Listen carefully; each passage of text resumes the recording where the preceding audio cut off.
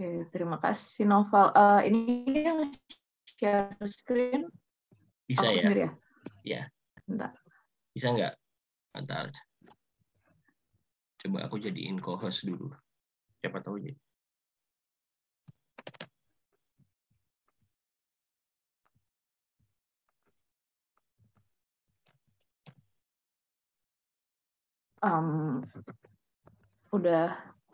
Udah kelihatan. Oke. Ya, jadi halo semuanya. Seperti tadi yang udah dikenalin sama Noval, namaku Farah. Sekarang lagi ambil MBA di Cambridge Business School. College-nya aku di Hughes Hall. Terus kenapa? Mungkin awalnya cerita dulu kenapa pilih Cambridge ya.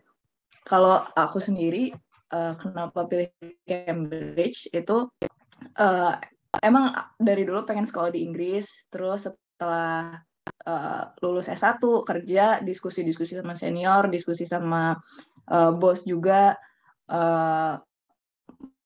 mau lanjut S2 di mana. Terus aku kan background-nya Islamic Finance ya. Nah, kebetulan kalau di Inggris ini, di Cambridge itu ada Islamic Finance Association gitu, yang mereka suka bikin Global Islamic Finance Report gitu lah. Jadi kayak, oh cocok nih di Cambridge gitu. Dan emang pengen dapat beasiswa LPDP, dan LPDP kan kalau untuk program MBA, nggak, misalnya harus ambil universitas yang semua jurusan diterima gitu. Jadi kan ada batas-batasnya, beberapa kampus ada cuma beberapa jurusan yang bisa masuk LPDP gitu. Jadi gitulah ya kira-kira background sedikit. Terus mungkin kita mulai aja masuk ke tentang LPDP. Nah, jadi LPDP atau Lembaga Pengelola Dana Pendidikan itu adalah satuan kerja di bawah Kemenq yang mengelola dana abadi pendidikan. Jadi pemerintah punya dana abadi pendidikan gitu. Nah, dana abadi pendidikan ini diinvestasikan dan hasil pengelolaannya itu yang dipakai untuk membiayai layanan beasiswanya LPDP gitu. Nah, layanan beasiswa LPDP itu secara garis besar ada dua gitu ya, untuk beasiswa magister dan dokter, terus sama beasiswa pendanaan riset. Jenis-jenisnya sendiri itu ada yang full scholarship, ada yang partial scholarship. Yang full scholarship itu ini macam-macam ya jenisnya, ada yang beasiswa afirmasi, targeted, beasiswa umum, termasuk yang di beasiswa umum itu ada beasiswa perguruan tinggi utama dunia dan beasiswa reguler. Nah, kayaknya kalau untuk University of Cambridge sendiri lebih relevan yang dua ini ya, PTUD atau yang reguler. Kalau saya sendiri dapetnya beasiswa reguler, jadi saya bakal ceritanya lebih banyak proses dan segala macam itu tentang beasiswa reguler. Nanti kalau misalnya ada yang mau tanya-tanya tentang PTUD, mungkin Noval dapetnya PTUD ya, Val? Jadi nanti kalau misalnya ada info yang kurang gitu, tolong dilengkapin aja gitu ya. Siap. Gitu, PTUD dan yang reguler.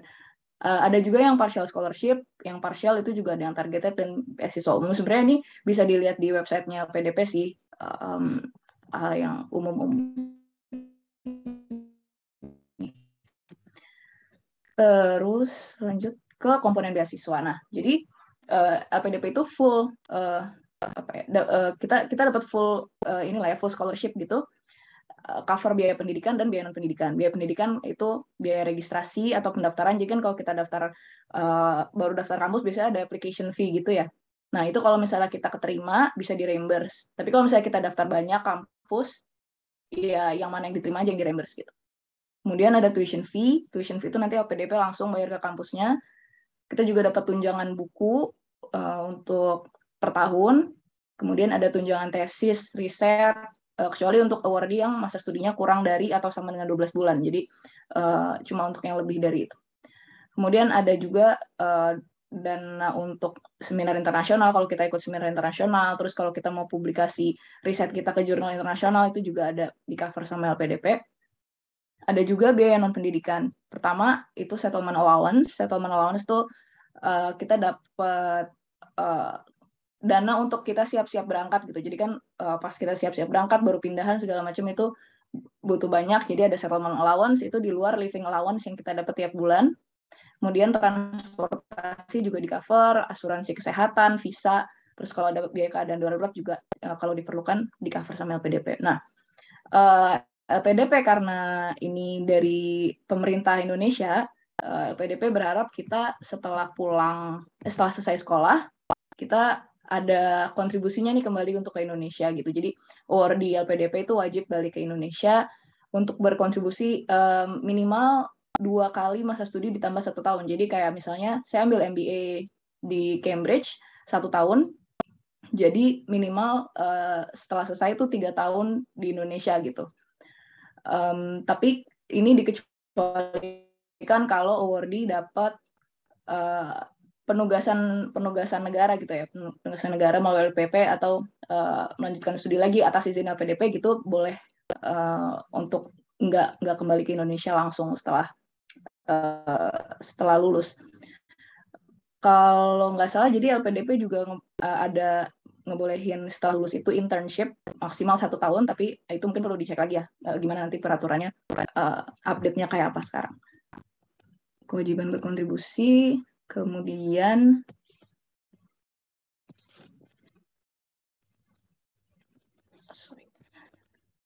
nah ini mungkin yang menarik ya, prosesnya gimana sih kalau mendapat beasiswa LPDP gitu. Kalau saya sendiri, tadi disclaimer ya, jadi saya dapat beasiswa LPDP-nya itu tahun 2019.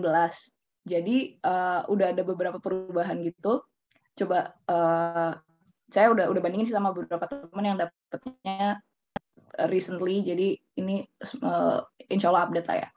Pertama, itu ada seleksi administrasi. Seleksi administrasi biasa ada formulir online yang isinya identitas, riwayat pendidikan, riwayat pekerjaan, dan pengalaman organisasi. Di situ juga ada kayak pertanyaan-pertanyaan yang lebih detail gitu, misalnya pengalaman, your strength and your weakness, terus pengalaman kerja, tapi ada beberapa pertanyaan yang harus semacam bikin esai singkat gitu. Terus kalau dokumen-dokumennya itu perlu transkrip dan ijazah, biasa lah ya, IELTS atau TOEFL, ininya yang kemampuan bahasa asing. Kemudian ada surat rekomendasi kalau waktu itu saya dari direktur di KNKS. Mungkin ada juga yang dapat dari dosen, itu bisa juga surat rekomendasi. Sama esai kontribusi untuk ke Indonesia. Jadi esai kontribusi ini yang tahun 2021 kemarin itu diminta bikin satu esai tentang setelah kembali mau ada kontribusi apa. Jadi ada beberapa list pertanyaannya yang bikin esainya sesuai dengan list pertanyaan itu. Bedanya sama tahun 2019, waktu 2019 itu disuruh bikin 2 esai. 2 esai itu isinya adalah rencana studi sama proposal studi gitu. Jadi kalau yang sekarang lebih ke esainya bahas kontribusi untuk Indonesia. Nah, yang kedua, setelah lulus yang tahap seleksi administrasi, yang kedua itu ada tes kompetensi dan kebangsaan, itu computer based test gitu. Yang tes kompetensinya itu biasa ya, ada kuantitatif atau matematika, ada verbal, bahasa, logika. Ini tuh semacam tes potensi akademik gitu. Kalau waktu itu di pas ngobrol-ngobrol pas saya baru mau daftar itu disaranin untuk kayak belajar contoh-contoh tes CPNS gitu. Terus yang kedua itu tes kebangsaan. Nah, tahun 2019 itu ada on the spot writing. Jadi dikasih topik, artikel, suruh bikin esai langsung gitu. On the spot writing, tapi di recently kayaknya udah nggak ada lagi ini on the spot writing. Terus setelah lolos yang computer based test, ada interview. Interviewnya nih 1 kali, kalau yang recently, kalau yang 2019 2 kali interviewnya, kalau yang baru-baru ini sih cuma 1 kali. Interviewernya ada 2. Yang pertama ahli atau profesional, tergantung kita milih bidang apa. Jadi kan pas baru daftar itu kita bisa milih misalnya accounting and finance atau development studies atau apa. Nah itu nanti salah satu ahli atau profesional di bidang itu akan interview kita sama 1 psikolog gitu. Interviewnya tentang apa? Tentang kita basically gimana rencana kita selama studi nanti, kita siap atau enggak gitu-gitu. Terus mohon maaf tinggal 1 menit lagi ya. Oh ya, siap. Nah, setelah lolos interview, proses berikutnya adalah persiapan keberangkatan atau PK. Nah, PK itu program 1 minggu, tujuannya untuk sosialisasi sesama awardee dan penanaman nilai-nilai LPDP gitu ya. Jadi kegiatannya macam-macam, ada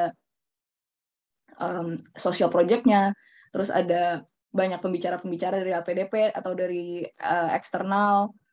Ini waktu tahun 2019 itu kan saya PK tahun 2020 awal-awal. Jadi waktu itu sih masih in person ya, masih 5 hari nginep gitu. Terus ada outbound-nya juga dan segala macam. Tapi sekarang kan karena lagi pandemi dan semuanya online, mungkin nanti Noval bisa cerita lebih perbedaannya gimana gitu kalau online. Kalau persiapan keberangkatan waktu masih in person sih banyak kegiatannya yang memang fisik gitu ya, kayak social project, terus outbound dan segala macam itu bisa di ya langsung gitu kan. Habis selesai PK itu proses penandatanganan surat pernyataan. Jadi kita kalau udah PK baru bisa dapat surat pernyataan kalau kita awardee LPDP gitu. Setelah kita dapat letter of admission atau LOE dari kampus. Jadi LOE kan biasanya ada 2 ya, ada unconditional, ada conditional gitu. Jadi kita baru bisa dapat surat pernyataan itu kalau udah unconditional. Jadi udah nggak ada misalnya IELTS-nya masih kurang atau ada GMAT atau GRE yang masih belum dikasih ke kampusnya gitu, jadi masih conditional, itu belum bisa, harus udah unconditional gitu. Kira-kira itu sih kalau LPDP. Mungkin nanti bisa diskusi lebih banyak waktu Q&A. Oke, Terima baik. kasih, Terima kasih banyak. back to Noval. Ya, terima kasih banyak, Farah. Semangat sekali nih presentasinya, sampai waktunya kelebihan sedikit. Wah, sorry banget. Iya, oke. Oke, untuk pembicara berikutnya adalah Vincent Halim. Bentar, saya spotlight dulu. Ya, saya bacakan dulu CV singkatnya. Vincent Halim. Beliau sekarang menempuh Master of Law atau singkatannya LLM di University of Cambridge. College beliau saat ini adalah Downing College. Beliau sebelumnya berpengalaman kerja di Assegaf Hamzah and Partners dan menempuh pendidikan S1 Sarjana Hukum di Universitas Gadjah Mada, Yogyakarta. Tanpa berlama-lama lagi, saya persilahkan kepada Vincent. Oke, terima kasih Noval. Sebentar ya, saya coba untuk project screen. Oke, udah kelihatan belum ya? Sudah. Sudah ya? Oke. Baik, selamat pagi waktu Cambridge ya. Mungkin di sana selamat siang sore ya. Jadi hari ini saya akan presentasi. Swab display dulu dong, swab display. Swab display. Yeah. Oh, oke. Ini yang kelihatan yang ini ya. Iya. Sekarang udah? Sudah. Sudah ya? Oke. Oke. Jadi hari ini saya akan presentasi soal Jardine Foundation Scholarship, dan saya kuliah di Cambridge itu dibiayai sama Jardine Foundation. Yang pertama mungkin sejarahnya sedikit ya tentang Jardine Foundation. Jardine ini sebenarnya bagian dari grup namanya Jardine Matheson. Jadi Jardine Matheson ini didirikan tahun 1832 di China, dan bisnis operationnya mereka memang di China dan Southeast Asia secara umum ya. Mereka punya banyak bisnis, jadi termasuk properti, kemudian ada bisnis otomotif. Kalau teman-teman tahu brand Astra itu pemegang saham utamanya adalah Jardine. Kemudian IKEA di Indonesia itu juga pemegang saham utamanya Jardine. Hero sama Guardian di Indonesia juga pemegang saham utamanya Jardine. Kemudian mereka juga ada bisnis di hotel, Mandarin Oriental itu juga punyanya Jardine di global. Kemudian mereka sebenarnya membentuk foundation atau yayasan namanya Jardine Foundation itu tahun 1982. Jadi di situ baru muncul Jardine Foundation, dan mereka buat program utamanya itu adalah scholarship ini. Dan scholarship yang mereka tawarkan itu sampai saat ini itu hanya di 2 universitas, yaitu Oxford dan Cambridge. Jadi kalau teman-teman memang maunya ke Oxford atau Cambridge, ini salah satu opsi yang cukup oke sih menurut saya. Dan mereka nge-covernya sebenarnya ada undergrad sama postgrad, jadi nggak cuma postgrad doang.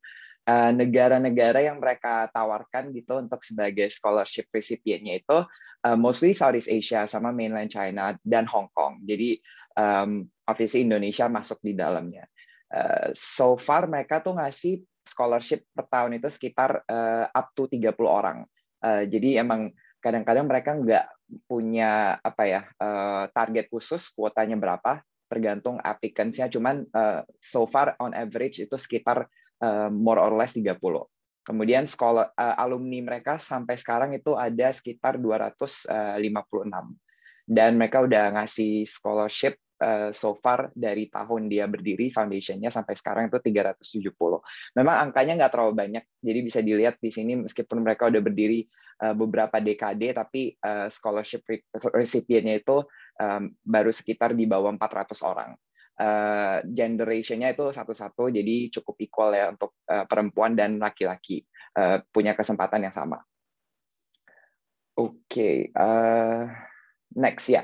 Jadi kalau misalnya teman-teman mau tahu lebih lanjut tentang Jardine Foundation, kemudian mau tahu tentang Jardine Matheson Group-nya, itu bisa dicek juga di website-nya mereka, karena mereka cukup update di website. Jadi mereka ada website utama itu Jardine, kemudian ada section untuk Jardine Foundation. Ada juga LinkedIn-nya Jardine juga di situ, ada Facebook-nya sama ada Instagram. Instagram itu sebenarnya baru dibuat tahun lalu. Jadi tahun lalu mereka buat Instagram account dan mereka cukup aktif di Instagram account. Jadi yang ngurus Instagram itu namanya Mbak Caca. Dia juga sering banget upload kayak kalau misalnya ada event atau seminar atau misalnya application untuk scholarship yang udah dibuka. Biasa Mbak Caca selalu upload di Instagram. Oke. Ya, jadi ini tadi yang sudah saya bilang kalau university yang di cover itu Oxford sama Cambridge. Kemudian coverage-nya itu ada tuition fee, annual stipend, UK Immigration Help untuk asuransi kesehatannya, kemudian flight tickets-nya. Kalau tadi Farah sempat ngejelasin mungkin di LPDP itu dapat tunjangan-tunjangan. Kalau di sini sebenarnya dia udah nggak dapat tunjangan ekstra lagi, jadi nggak ada tunjangan buku, tapi semua di cover di annual stipend-nya. Jadi per orang itu akan dapat sekitar 15.300 pound dan itu udah ke cover segalanya selama 1 academic year. Jadi kita nggak dapat tambahan lagi. Tapi kalau misalnya teman-teman ada yang mau ikut seminar atau misalnya mau research lebih lanjut dan butuh grant untuk research, itu bisa apply ke Jardine lagi untuk minta. Biasanya mereka discretionary sih. Jadi kalau misalnya tergantung teman-teman, kalau misalnya punya justification yang cukup kuat, you make your own case, mereka biasanya kalau ngeliat itu reasonable, mereka akan kasih. Untuk application route-nya sendiri, sebenarnya ada 3 secara umum. Jadi mereka ada 1 global scheme, di mana nanti kalau biasanya kita apply di Oxford sama Cambridge, itu pas kita mau masukin aplikasi, itu mereka akan nanya apakah kita mau di-consider untuk scholarship. Dan partner scholarship-nya Oxford sama Cambridge itu ada banyak banget, salah satunya adalah Jardine ini. Jadi biasanya kalau misalnya teman-teman pas mau apply ke Oxford sama Cambridge, kalian klik yes, kalian mau di-considered for scholarship, salah satunya adalah kalian bisa langsung eligible untuk apply for Jardine Global Scheme. Jadi kalau Global Scheme nanti you will compete with people dari different countries tadi, subject to jurisdiction yang di-cover sama Jardine ya, which is Southeast Asia, mainland China, and Hong Kong. Itu yang pertama, Global Scheme. Yang kedua itu ada UGM Scheme, sama yang ketiga itu ITB Scheme. Sebenarnya UGM sama ITB Scheme ini mirip, cuma beda di universitas. Jadi Jardine itu memang untuk Indonesia. Mungkin karena bisnis mereka paling banyak sebenarnya di Indonesia kali ya. Jadi mereka buka 1 scheme khusus sama 2 universitas di Indonesia. Nah kalau di UGM itu biasanya seleksinya itu lebih awal. Jadi kita diseleksi dari UGM-nya dulu. Kalau saya yang UGM Scheme kebetulan. Nah saya diseleksi dari UGM-nya dulu, baru nanti dari hasil seleksi UGM tuh baru dikirim ke Jardine. Nanti dikirim ke Jardine Global, mereka yang akan nentuin gitu. Tapi biasanya kalau namanya udah shortlisted dari UGM ke Jardine Global, akan diundang untuk interview. Interview baru nanti ditentukan prosesnya dari Jardine Global juga gitu. ITB juga kira-kira begitu. Setelah ini saya akan coba ngejelasin time frame-nya ya. Jadi ini teman-teman bisa lihat di sini time frame-nya Kalau untuk yang UGM sama ITB itu mulai dari Mei sebenarnya. Jadi Mei di sini bisa dilihat ya. Kalau yang Februari ini tuh untuk yang global scheme sebenarnya. Jadi Februari ke Maret itu global scheme. Untuk UGM ITB itu Mei dibuka, terus nanti kan diseleksi secara internal terlebih dahulu. Nah, dari internal tuh sekitar mungkin Juni Juli kali ya. Juni Juli itu udah keluar tuh shortlisted candidates-nya. Nah, ini setahun sebelum ini ya, setahun sebelum keberangkatan. Jadi dari Juni Juli nanti dipanggil interview sama Jardine Global tuh bulan Agustus. Dan interview di Jardine Global itu juga nanti akan ada panelis ya, itu biasanya sih 2 dari Jardine Hong Kong, 1 dari itu direktur human capitalnya Astra International, 1 lagi itu profesor Cambridge, biasanya Dr. Stuart Martin sih, dia profesor math di Cambridge. Nah itu nanti di interview, habis itu Oktober dikasih tahu kayak conditional award. Tapi conditional award ini kenapa conditional? Karena ini kan masih Oktober nih, which means kalian masih prepare buat baru mau submit application ke Oxford atau Cambridge. Makanya masih conditional. Jadi kalian ibaratnya udah dapat scholarship-nya duluan sebelum kalian apply ke Oxford sama Cambridge. Jadi nanti conditional upon acceptance. Oke, ini basis of selection-nya sebenarnya ada 3 value-nya. Yang pertama personal quality sama karakternya. Jadi kalau bisa kalian build your own rapport dengan cara misalnya ada leadership skill yang bisa kalian tunjukkan dari sebelumnya. Mungkin ada research experience yang sesuai dengan apa yang kalian mau ambil gitu.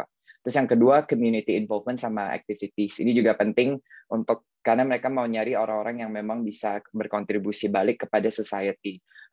Not necessarily harus negara kalian sendiri, bisa yang mana aja juga. Yang penting ada community involvement. Yang terakhir itu other attributes, ini juga discretionary in nature, tergantung scholarship committee-nya. Jadi mereka bisa lihat apakah applicants ini likely to be an outstanding citizen with high commitment to the performance of public duty, atau balik lagi community involvement. Oke, jadi requirements-nya ini sebenarnya cukup simple. Jadi kalian akan diminta untuk menjawab 3 pertanyaan essay, which is pertanyaannya ini selalu sama setiap tahun. Jadi kalian kalau mau apply udah bisa dilihat-lihat kira-kira rapor atau kayak gimana ya pengalaman yang kalian perlu build up untuk menghasilkan satu storyline yang cukup convincing buat mereka. Jadi yang pertama, your professional objective, 5 tahun dan 10 tahun. Jadi 5 tahun mau jadi apa, 10 tahun mau jadi apa. Describe what leadership means gitu. Jadi mereka menekankan pada aspek leadership sih. Mereka pengen lihat kalian punya kemampuan itu atau enggak. Sama yang terakhir yang community involvement tadi. Jadi ini 3 aspek yang cukup penting untuk mereka. Kemudian CV, letter of recommendation secara umum, sama certified copies of academic qualification. Oke, terakhir ini sedikit aja tentang Cambridge Trust. Jadi sebenarnya pas saya apply untuk Cambridge itu, saya sekaligus kan tick yang tadi saya bilang apakah saya mau di-consider untuk scholarship atau tidak. Nah, saya bilang yes, saya mau di-consider untuk scholarship. Ketika itu nanti kalian automatically akan masuk ke poolnya Cambridge Trust, dan di situ nanti ada separate kayak semacam personal statement yang kalian harus isi untuk di-consider Cambridge Trust. Dan saya isi itu, kemudian kebetulan saya dapat juga scholarship dari Cambridge Trust, tapi karena saya udah dapat dari Jardine, jadi Jardine ini juga partnernya Cambridge Trust. Nah, mereka akhirnya berkomunikasi atau berkolaborasi gitu. Akhirnya scholarship saya dibagi 2. Jadi di co-sponsorship sama Cambridge Trust 40%, kemudian Jardine Foundation tuh 60%. Jadi co-sponsorship kayak gitu juga dimungkinkan dengan beberapa scholarship, apalagi mereka yang udah punya cooperation seperti Cambridge Trust ini. Dan teman-teman yang mau apply Cambridge juga bisa coba ke beasiswa Cambridge Trust ya. Kalau misalnya kalian nggak dapat beasiswa dari manapun, ini salah satu alternatif yang cukup oke. Oke, mungkin gitu aja. Balik lagi ke Naufal, terima kasih. Oke, baik. Terima kasih banyak, Vincent, atas presentasinya. Sangat menarik ya. Saya aja terkagum-kagum mendengarkan presentasinya. Oke. Sekarang menuju ke pembicara berikutnya, yaitu Kak Nariswari Nurjaman. Sebelumnya saya bacakan singkat dulu CV beliau ya. Bentar. Oke. Nariswari Nurjaman sekarang sedang menempuh Master of Philosophy in Public Policy di University of Cambridge. College beliau adalah Emmanuel College. Sebelum di University of Cambridge, tapi tidak literally sebelum sih, karena sepertinya sampai sekarang masih menjadi Economic Instrument Analyst di World Bank.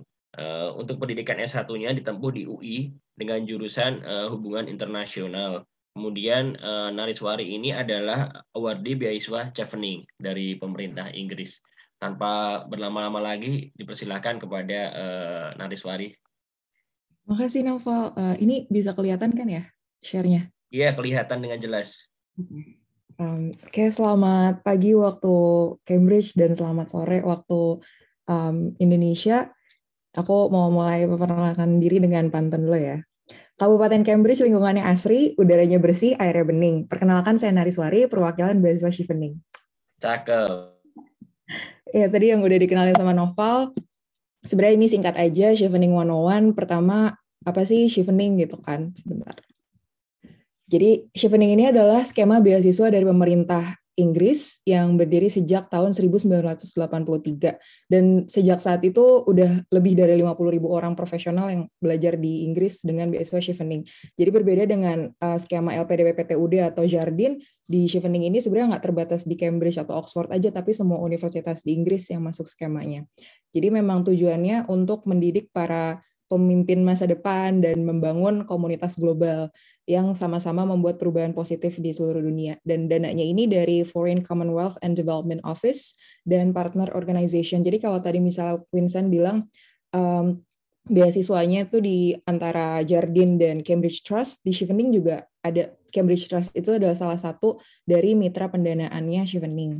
Dan secara garis besar ini mirip sih, karena ini fully funded, dan cakupannya adalah bayaran universitas, stipend atau uang saku bulanan, biaya keberangkatan dari dan menuju Inggris, juga diberikan arrival allowance, jadi ketika baru datang dapat uang pegangan, dan juga ketika kita mau pulang dikasih uang lagi, terus ada biaya pendaftaran visa, dan juga kalau kita harus pergi untuk konferensi atau apa juga bisa dapat dana.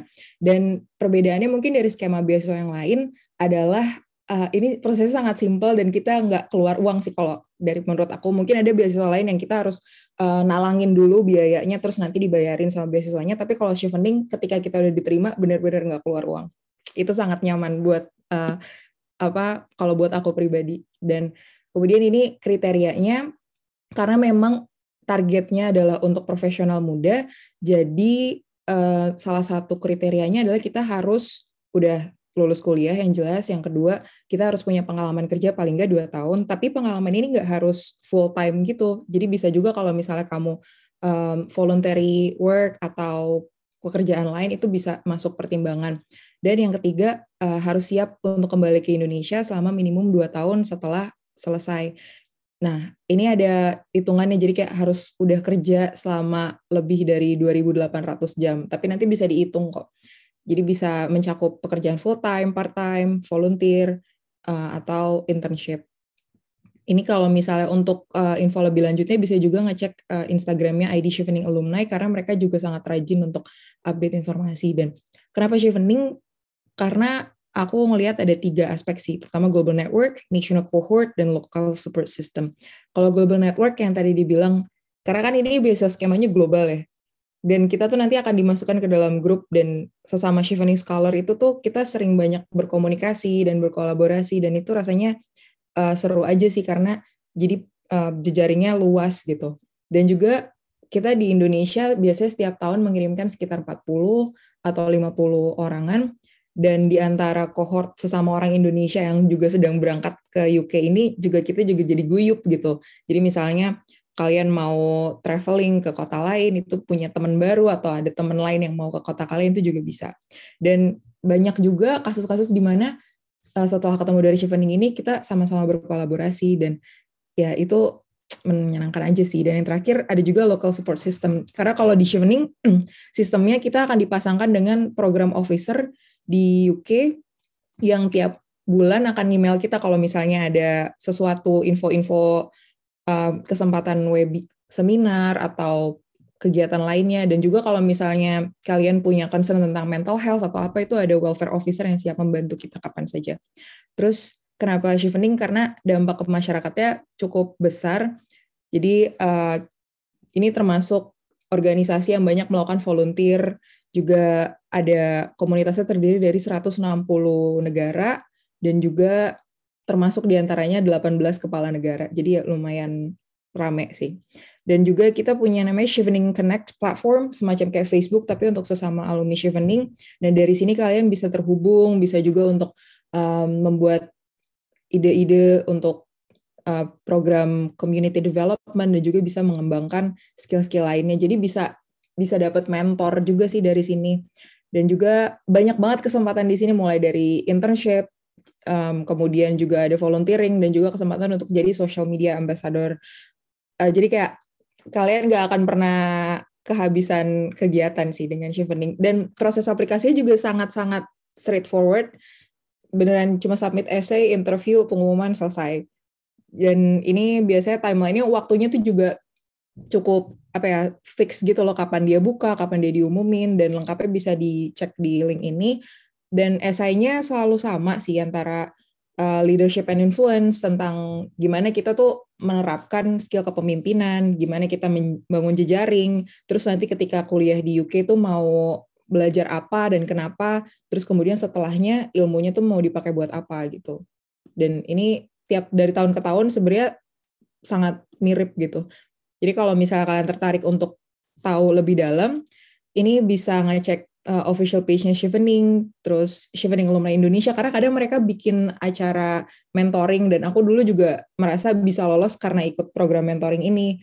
Terus kalau misalnya kalian mau ngontak aku secara personal juga bisa melalui Instagram atau LinkedIn. Dan yang terakhir buat teman-teman, semangat, set your life on fire, seek those who fan your flames. Jadi kalau tertarik untuk daftar beasiswa Chevening, Cambridge, atau yang lain-lain, ya bangun aja semangatnya, terus nanti cari teman-temannya atau orang-orang yang bisa bantu kalian, karena itu sangat membantu. Segitu aja, terima kasih Noval.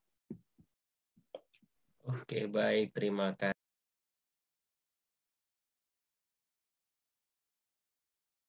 Ya maaf, ternyata belum unmute ya.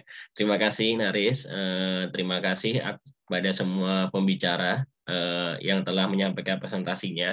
Saya sendiri aja yang udah dapat beasiswa masih dapat banyak ilmu ya, terutama dari Naris sama dari Vincent Halim. Ternyata beasiswa Chevening dan Jardine menarik juga. Nah, bisa dipertimbangkan.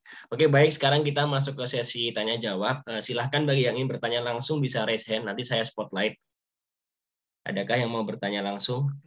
Ini di chat tadi ada beberapa pertanyaan ya, Noval. Iya, tapi saya mau coba memprioritaskan yang bertanya langsung sih, biar lebih interaktif aja gitu. Kayaknya belum ada ya, sambil nunggu kalau ada yang raise hand mungkin pada malu-malu. Sekarang kita coba baca pertanyaan yang sudah ada di chat dulu. Dari Kak Novi Pratiwi Lestari. Pertanyaan pertama ini untuk Farah ya. Saya udah 2 kali apply LPDP reguler, tapi belum rezekinya. How to be well prepared untuk beasiswa LPDP, terutama jalur reguler? Mungkin langsung dijawab aja sih. Oke.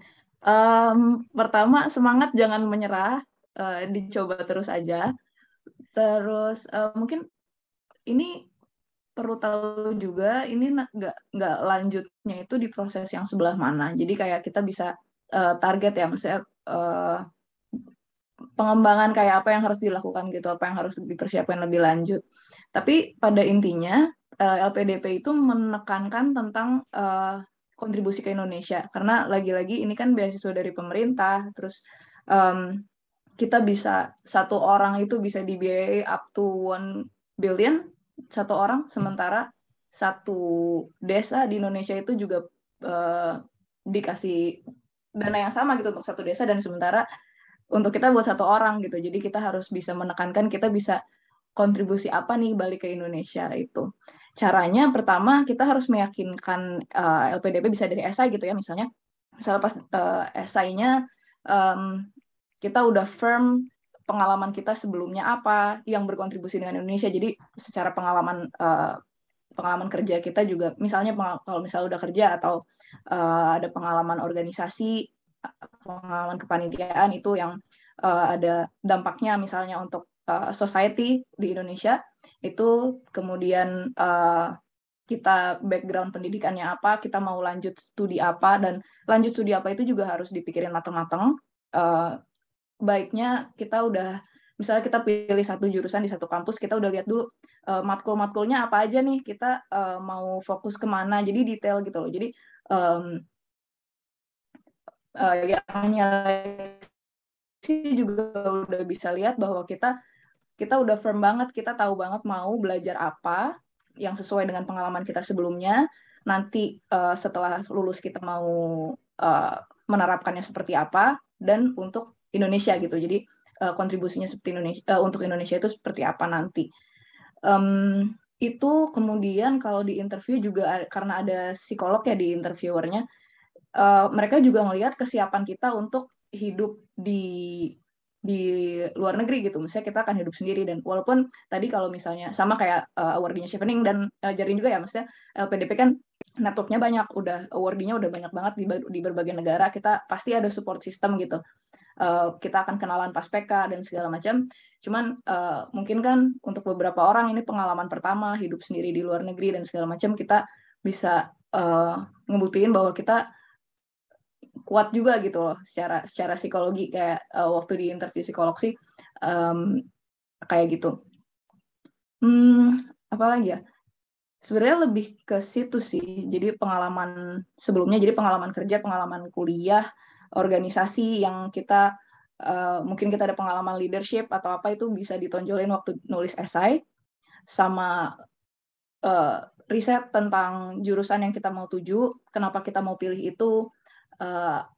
Contoh ya, kalau saya waktu itu kenapa pilih Cambridge, karena di Cambridge ini di Judge Business School profesornya ada yang udah bikin riset tentang Islamic banking gitu. Itu kan sesuai sama background saya. Terus saya juga ke depannya pengen mengembangkan Islamic banking di Indonesia. Waktu itu kan lagi keuangan syariah di Indonesia juga lagi growing, dan mau ada merger bank syariah milik BUMN, dan itu kan jadi sebuah poin yang spesifik dan mungkin cukup kuat ya jadinya untuk menunjukkan bahwa saya udah tahu mau ngapain, nanti ke depannya mau balik ke Indonesia mau ngapain lagi gitu. Jadi lebih ke situ mungkin ya kalau LPDP. Kenapa? Oke, baik. Terima kasih Farah atas jawabannya. Ini karena ada yang raise hand, seperti yang saya utarakan tadi. Saya akan prioritaskan yang raise hand dulu ya. Coba saya persilakan untuk ini Mas atau Mbak ya. Mei. Iya, ini perempuan Mas. Oh iya, oke. Monggo Mbak. Perlu nyalain kamera nggak? Nggak perlu ya? Kalau bisa iya sih. Iya, oke. Sebentar. Oke. Selamat sore waktu Indonesia bagian Barat. Terima kasih banyak waktunya dan sharingnya untuk para narasumber. Saya ada satu pertanyaan. Kebetulan kemarin udah sempat coba beberapa kali beberapa beasiswa dan gagal di bagian interview. Kalau boleh saran terkait dengan pertanyaan sebelumnya untuk kontribusi terhadap Indonesia, apakah sekonkret apa sih sebenarnya tolak ukurnya, kalau boleh tahu, apakah harus sampai grassroots ke masyarakat bawah di Indonesia, atau sebenarnya cukup untuk kontribusi via swasta, bekerja di perusahaan swasta indirectly, atau mentorship ke younger generation itu juga count as a part of contribution to Indonesia. Terima kasih. Oke, sama-sama Mbak Mei. Ini kontribusi Indonesia berarti LPDP lagi ya? Iya, oke ya udah. Ini rezekinya Farah nih menjawab LPDP ya. Mungkin silahkan Farah. Iya. Terkait yang kontribusi, sebenarnya kontribusi kan bisa apa aja ya. Tadi sebenarnya LPDP juga nggak yang mempersyaratkan kalau balik ke Indonesia harus kerja di pemerintah atau harus kerja di BUMN gitu. Kecuali kalau emang jalurnya yang LPDP yang dari emang ini ya, untuk PNS itu kan pasti harus balik lagi ke institusinya. Cuman sebenarnya kan nggak harus. Jadi it's how you gimana cara menyampaikannya sih, apa namanya, bisa dengan kayak tadi misalnya mentorship atau apa tadi? Ya misalnya kerja di Indonesia gitu itu bisa. Tapi misalnya kalau kita punya pengalaman misalnya di bidang infrastruktur gitu, kita tahu bahwa Indonesia sekarang lagi mau mengembangkan infrastrukturnya gitu. Kita mungkin nggak necessarily harus kerja di BUMN tentang infrastruktur atau apa, cuman kita tahu kita bisa kerja di bidang itu, misalnya kita mau kerja di konsultan bidang infrastruktur gitu. Kita bisa bahas tentang itu gitu. Jadi kita tahu Indonesia sekarang lagi butuh apa, terus kita mau belajar apa untuk bisa memenuhi itu. Masalah kerjanya di mana itu mungkin nggak matter that much, tapi kita tahu Indonesia butuh apa dan kita bisa contribute apa untuk mencapai itu. Lebih ke gimana cara ngomongnya sih. Jadi mungkin ya gitu ya, penting untuk tahu kayak Indonesia ini sekarang lagi apa sih isunya, butuh apa sih, kayak gue bisa bantu apa sih gitu. Kira-kira. Yang penting yakin. Thank you Kak Farah. Iya, udah menjawab ya berarti ya Mbak Mei. Terima kasih ya Farah. Mungkin nih biar pertanyaannya nggak LPDP terus, karena saya curiga yang resen itu bisa aja LPDP. Yang kali ini saya baca yang chat dulu aja deh. Saya baca yang chat dulu, agak curiga nih soalnya. Nah, kasih Padahal saya mau nanya Jardin nih. Oh iya, mau nanya Jardin. Oh ya, bentar ya. Ini saya baca Ya, dulu boleh, yang boleh. Jardin yang di chat dulu. Nanti habis itu Mbak Nur Aini saya persilahkan. Ya, terima kasih. Tadi masih dari Mbak Novi sih. Should we get LOA unconditional before we apply for Jardin? Thank you. Oke, ini aku jawab ya Novel ya. Ya. Untuk Jardin itu, jadi tergantung skimnya. Kalau misalnya kalian, Novi tadi, saya nggak tahu ini Novi sebelumnya S1-nya di UGM atau ITB. Kalau misalnya kamu S1 di UGM atau ITB, kamu bisa apply Jardin sebelum kamu apply ke Oxford sama Cambridge bahkan.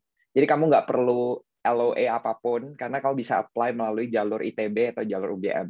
Nah, kalau misalnya kamu apply yang lewat Global Scheme, itu kamu harus apply dulu ke Oxford sama Cambridge-nya. Nanti kamu akan dapat conditional LOA sekitar bulan Februari atau Maret tergantung course kamu. Tapi itu masih conditional upon misalnya ada funding yang harus disatisfy. Jadi kalau Cambridge itu kan biasa dia minta bukti atau letter of undertaking bahwa kamu punya uangnya nih untuk bayar tuition fee-nya. Nah, jadi nanti LOA kamu masih akan conditional. Itu nggak masalah buat Jardin. Jadi kayak yang penting kamu udah dapat offer-nya, nggak perlu unconditional, bahkan kayak conditional LOA itu kamu udah bisa langsung automatically eligible untuk daftar yang global scheme. Tapi kalau yang UGM sama ITB itu bahkan sebelum kamu daftar, kamu ke univnya kamu bisa daftar scholarship-nya dulu. Gitu. Oke, baik. Terima kasih banyak Vincent. Budra ini bentar ya, karena yang resen banyak yang lebih awal. Jadi saya mau ke Chevening dulu, biar bentar dulu.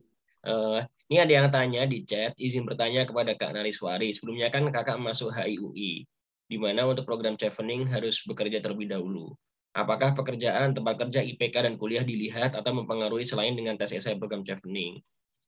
Intinya itu sih pertanyaannya. Apakah pengaruh gitu, tempat kerja, IPK, kuliah, pekerjaan? Iya, makasih untuk Alifa pertanyaannya. Menurut aku, selain tempat di mananya, yang lebih penting itu tentang apa yang kita kontribusikan terhadap tempat kerja kita sih. Jadi, it's not about what or where, it's more about the impact of your work gitu. Karena pada akhirnya yang dinilai itu sebenarnya itu bukan cuma tentang kamu kerja di perusahaan besar atau di institusi bergengsi, tapi lebih kepada di tempat ini apa kontribusi yang kamu berikan. Jadi kalau di Chevening itu biasanya ketika daftar kita diperkenalkan dengan struktur SI STAR, situation, task, action, result. Jadi kayak yang dinilai itu gimana tentang kita tuh ada di situasi seperti apa sih, tugas kita apa saat itu, apakah kita melakukan sesuatu yang lebih dari yang ditugaskan, apakah kita punya inisiatif, terus tindakan yang kita ambil apa aja dan hasilnya gimana.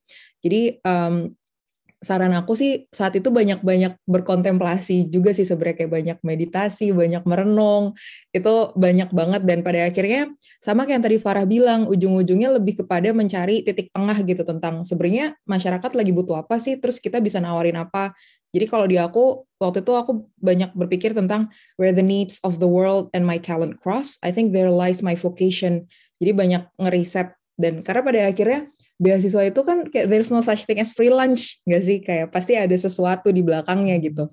Jadi aku suka ngebayangin kalau aku dapat beasiswa dari pemerintah Inggris atau pemerintah Indonesia, itu kan mereka tuh investasi ke kita gitu loh, dari uang pajak kah atau dari uang perusahaan gitu. Jadi kalau kita udah dapat dana suntikan ini, kira-kira apa yang bisa kita kasih balik gitu. Jadi dari pengalaman aku sih, aku banyak-banyak berkontemplasi tentang itu sih. Jadi sebelum kita naik daun atau kayak berangkat ke Cambridge, kita perlu proses untuk mengenali diri dan menelusuri akar tentang kira-kira apa sih yang bikin kita gelisah gitu. Kalau kita harus memperjuangkan sesuatu, mau memperjuangkan apa dan dampaknya untuk siapa gitu. Karena menurut aku pada akhirnya yang dinilai itu sih bukan tentang kamu kerja di perusahaan bergengsi kah atau kamu IP-nya berapa gitu. Tapi mereka ngelihat itu gitu. Semoga menjawab.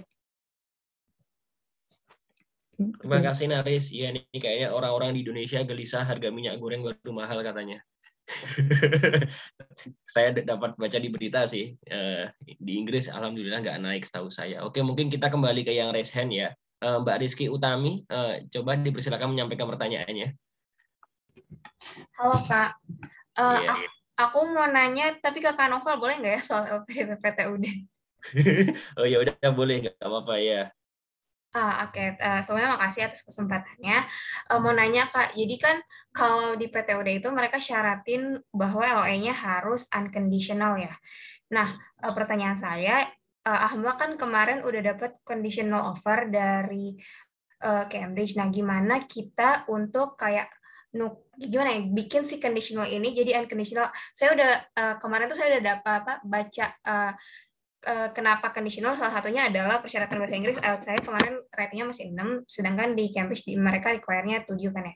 Nah, itu apakah setelah kita submit misalnya tes IELTS ulang gitu, terus di akhir kita accept offer-nya kita akan dapat unconditional, atau harus ada skema tertentu biar kita bisa dapat unconditional letter dari conditional gitu. Makasih Kak. Oke, baik. Saya sambil ingat-ingat dulu yang saya alami gimana ya, karena saya agak lupa juga. Jadi, tapi saya kurang lebih sama sih. Saya dulu bulan Maret itu dapat LOE kondisional. Kondisional saya lebih banyak dari kamu kayaknya, nggak cuma bahasa. Saya dulu 1 bahasa, 2 sama karena program studi saya itu berpotensi membuat senjata pemusnah massal, maka saya harus submit atas certificate. Jadi atas certificate itu intinya itu nanti pemerintah Inggris melakukan screening ke kita, apakah orang ini berpotensi menyalahgunakan ilmu yang dia dapat untuk kejahatan gitu, untuk membuat senjata pemusnah massal, untuk membunuh orang-orang dan sebagainya. Karena prodi saya elektronik itu kan berpotensi ya. Nah, jadi saya harus submit sertifikat atas. Terus apalagi ya dulu itu, tahu saya yang major 2 itu sih, yang lain cuma kayak upload foto dan lain-lain. Nah, untuk sertifikat bahasa itu kamu harus lihat dulu di LOE kondisional dia mintanya apa. Belum tentu dia mintanya harus tes IELTS ulang loh. Karena pada kasus saya kemarin, saya TOEFL IBT-nya juga kurang. Tapi saya nggak diminta tes ulang, tes TOEFL IBT. Saya cuma disuruh ikut tes dari Cambridge online, tes bahasa Inggris online gitu. Yang anehnya nilai saya kan kurangnya di speaking, tapi tes ulang di Cambridge itu nggak ada speakingnya gitu. Jadi agak aneh juga gitu. Jadi kamu cermati aja yang di kondisional itu apa yang perlu dilengkapi. Paling biasanya itu sih atas, terus bahasa Inggris dan sebagainya. Udah sih kalau udah dilengkapi nanti tiba-tiba jadi unconditional aja sih. Yang penting dilengkapi semua gitu. Paling itu udah menjawab belum? Oh oke. Nanya lagi dikit boleh nggak Kak? Iya, boleh. Iya sih, kemarin juga di emailnya dikasih tahu bahwa boleh untuk ngambil tes dari unitnya. Nah, itu kan tadi udah dapat bocoran dikit dari Kak Novel bahwa tesnya itu nggak ada speaking, berarti listening, reading, writing doang ya? Iya, dan tesnya itu setauku nggak ada batas waktunya sih, kayak kalau udah kelar ya submit aja gitu. Oke. Seingatku ya, karena aku tuh tipe orang yang begitu selesai melakukan sesuatu nggak begitu ingat secara detail apa yang telah terjadi gitu. Ya. Oke, Ya, makasih banyak Kak jawabannya. Mungkin gini aja Rizky, karena kondisimu mirip banget sama yang pernah aku alami, untuk mempersingkat waktu, bisa nanti kamu DM Instagram aku aja. Oh oke. Makasih banyak Kak. Iya, oke, siap. Oke, nah bener kan yang resen tuh kebanyakan tanyanya LPDP, ini udah mencurigakan. Sekarang kita kembali ke chat dulu. Pertanyaan yang umum aja. Tadi ada yang tanya.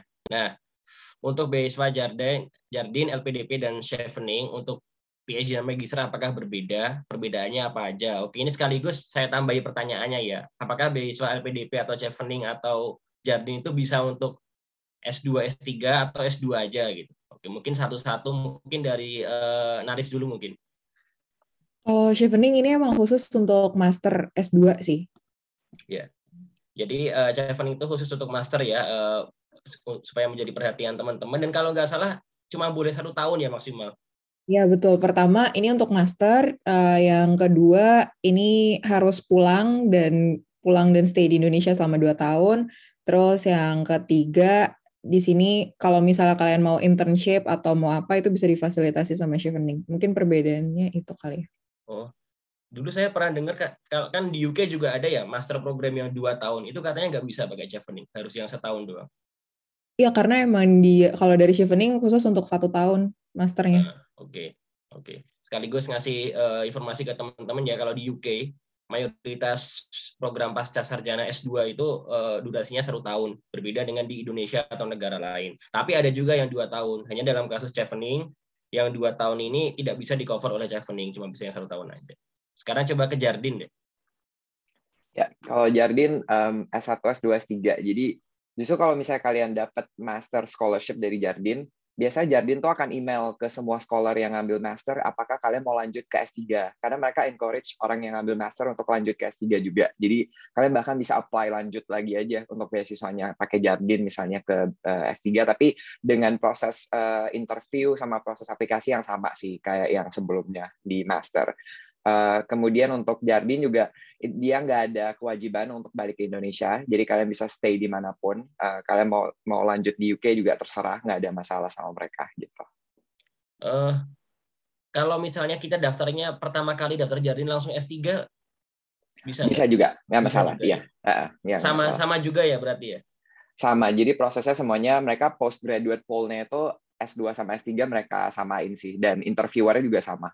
Oke. Oh iya. Terus mungkin satu info menarik untuk orang Indonesia yang belum pada tahu, di UK ini masuk S3 nggak harus punya S2 ya, benar nggak? Para narasumber, iya kan? Dari S1 bisa langsung S3. Untuk kebanyakan program S3 ya, untuk kebanyakan program PhD S1 cukup gitu. Oh iya betul. Betul. Aku at least aku kan belum pernah ya, maksudnya langsung daftar ke S3. Cuma aku punya teman yang ambil DPhil di Oxford dan dia nggak ada S2-nya. Jadi dia S1 di UGM, kemudian dia langsung daftar DPhil di Oxford S3 gitu.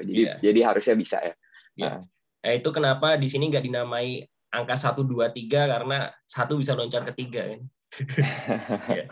Oke. Kak Farah, Farah, untuk LPDP bisa nggak buat magister sama PhD terus beda apa sama? Gimana untuk magister? Ya tadi pertanyaannya, untuk LPDP apakah juga bisa untuk PhD dan apakah sama persyaratannya? Bisa, jelas bisa untuk PhD. Kalau persyaratannya sendiri mungkin kurang lebih sama ya, tapi kayak karena saya belum ada pengalaman untuk daftar yang PhD, jadi mungkin perlu dicek lagi nanti gimana di websitenya LPDP sendiri sih. Oke. Aku boleh tambahin dikit nggak yang PhD? Boleh. Jadi yang PhD, kalau yang kemarin tuh kan banyak ada yang Jardin yang PhD juga, dan mereka waktu itu kendalanya adalah pertanyaannya sih, apakah mereka perlu untuk udah dapat supervisor PhD mereka sebelum mereka apply, atau mereka masih boleh kayak, oh ini aku lagi mau nyari ini, tapi aku mau apply dulu nih beasiswanya. Dan waktu itu jawabannya adalah, nggak masalah, kamu nggak perlu udah harus ada supervisor yang fix yang mau nge-supervise PhD research kamu, baru kamu bisa apply. Itu bukan jadi requirement-nya Jardin gitu. Jadi justru mereka nanti bisa lebih fleksibel sih, mereka bisa bantu untuk kayak menyesuaikan. Yang penting kamu udah tahu dulu nih research topik kamu apa gitu. Oke, baik. Semoga menjawab ya pertanyaannya tadi itu. Siapa tahu orang yang nanya lupa ya, karena saya juga kadang-kadang gitu kalau ikut webinar. Dari Gregorius Aryoko. Ya, jadi ini menjawab pertanyaan Mas Gregorius Aryoko ya. Semoga menjawab. Oke, sekarang kita coba kembali ke yang raise hand. Mbak Esti Hardiani, silahkan. Oke, makasih Mas Noval. Sebelumnya aku mohon izin buat nggak on cam. Aku mau nanya pertama ini buat Kak Farah. Sebelumnya aku udah sempat pengajuan ke kantorku buat minta surat rekomen dari tempat kerja. Nah, tapi aku masih agak menjanggal yang dimaksud rekomen itu rekomen yang seperti apa, Kak? Karena kalau aku udah dapet, tapi kok kesannya kayak lebih menjelaskan rekomen bahwa aku memang bekerja di situ, aku karyawan di situ, jadi kayak nggak mencangkup atau nggak cocok buat rekomen ke LPDP itu, begitu Kak Farah. Nanti aku juga mau izin nanya ke Kak Naris juga ya, Kak ya. Oke, gimana Kak Pertanyaannya Farah? sama ya? Enggak, Kak. Beda nanti, Mas. Oh, sekalian aja Oh, disampaikan nggak sekalian. apa-apa. Ya. Oh ya udah.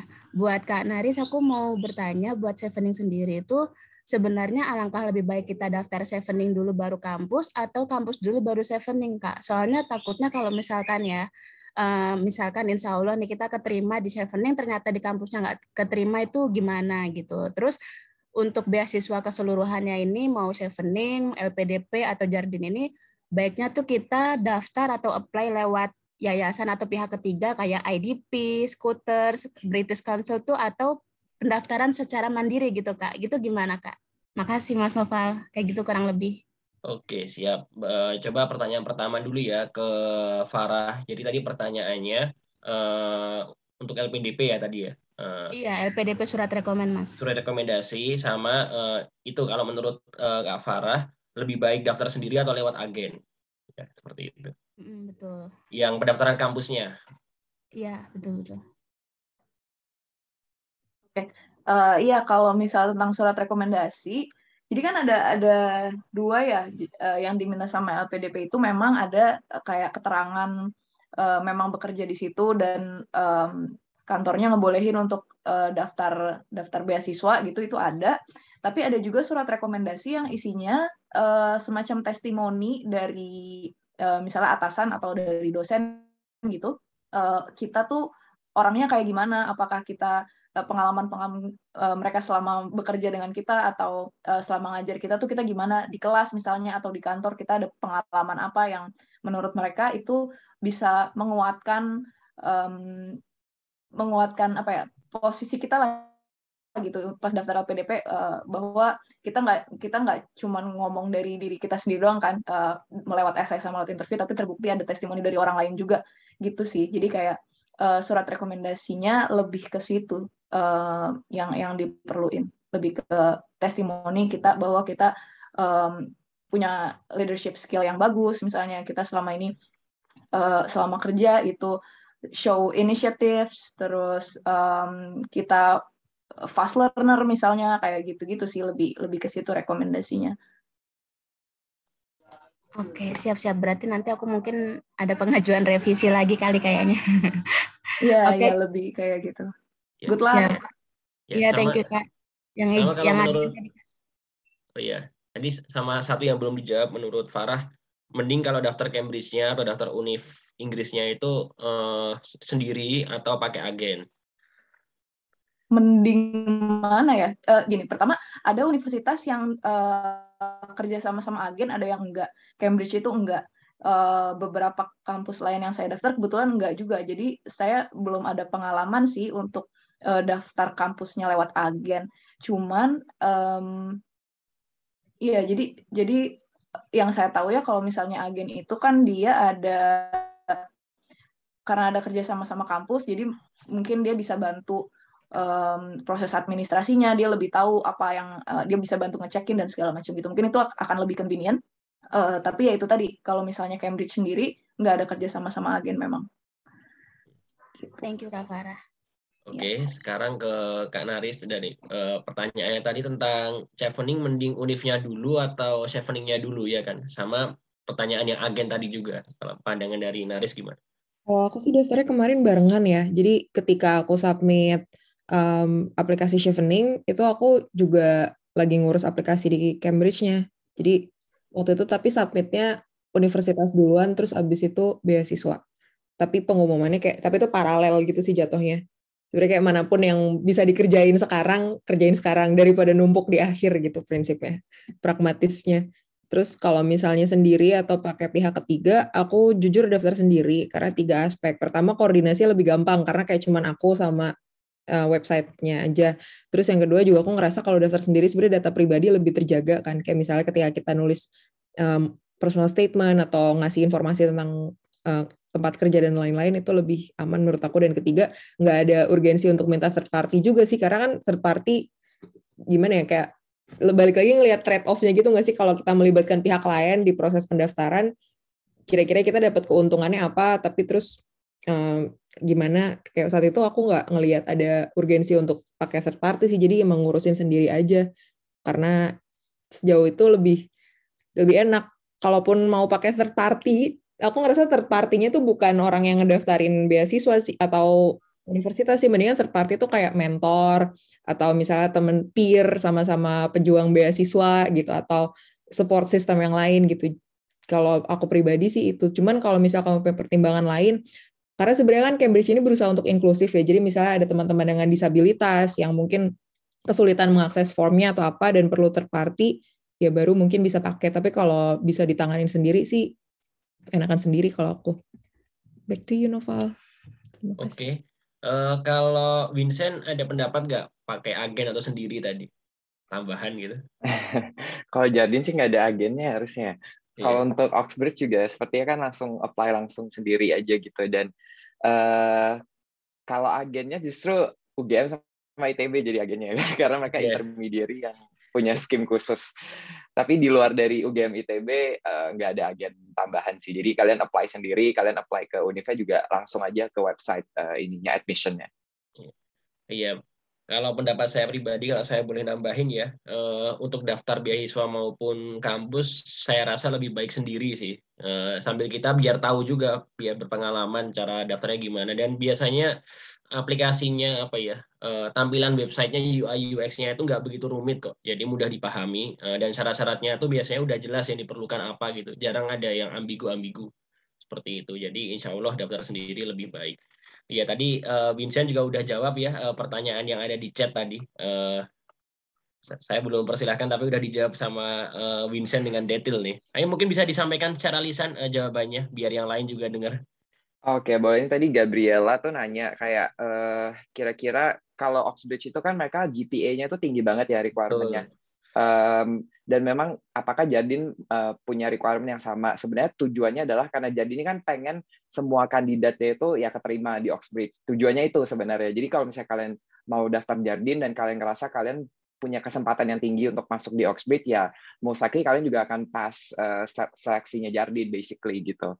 Nah makanya mungkin mereka di awal mereka nggak minta GPA yang tinggi-tinggi banget, tapi ya kalau misalnya kalian GPA-nya nggak memungkinkan untuk masuk Oxbridge, nanti award kalian juga akan di cancel sama Jardine. Jadi makanya dari awal sih kalau bisa itu sih GPA-nya emang ini kekurangannya juga sih Oxbridge, emang persyaratan GPA-nya harus kayak top 10% of the ini ya cohort di S1-nya gitu. Jadi itu agak jadi ini ya penghambat juga sih.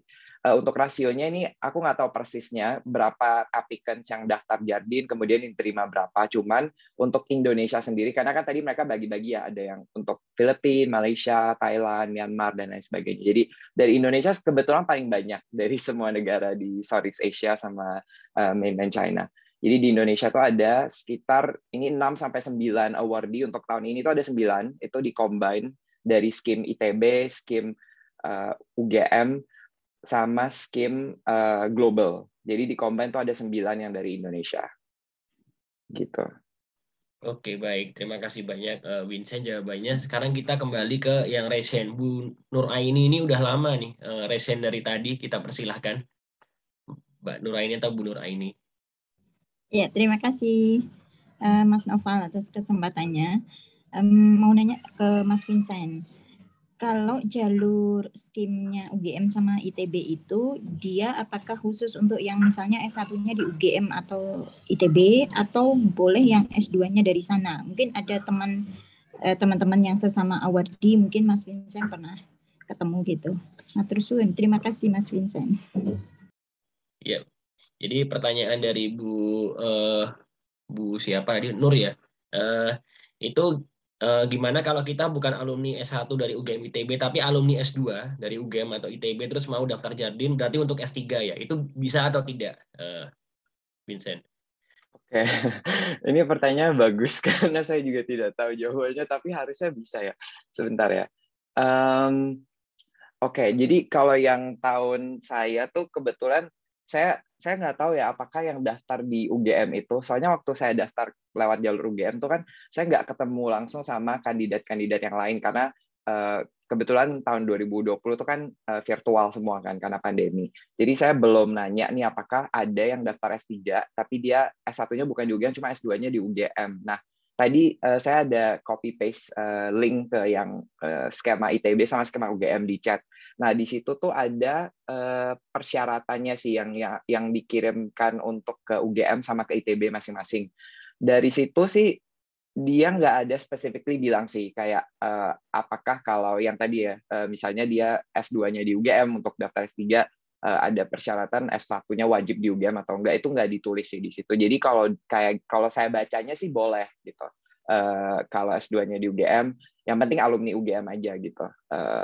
Cuman bisa dicek ulang dengan cara, kalau saya sih mungkin akan email, kalau ke UGM tuh ke OIA, ada Pak Andi namanya, dia direktur OIA UGM, dan nanti saya juga bisa coba tanyakan juga sih kalau Bu Nuraini mau nanya, nanti saya bisa WhatsApp beliau, nanti saya bisa tanyakan juga kalau misalnya bisa atau enggak kayak gitu.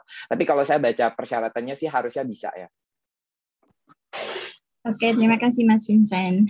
Iya, sama-sama. Nanti mungkin saya akan coba email juga kebetulan saya alumni dari ITB, jadi nanti mungkin saya coba email juga ke ini yang perwakilan dari ITB mungkin ya. Iya. Kalau di ITB tahu saya dulu yang ngurus namanya IRO, Bu. Cuma kalau sekarang namanya udah ganti kayaknya, saya nggak tahu lagi. Iya. Dulu namanya IRO kan, International Relations Office. Oke, yang raise hand ini udah lama juga nih. Ini harusnya Mbak ya, Mbak Alexandra Dian Maharani Lopak, dipersilahkan.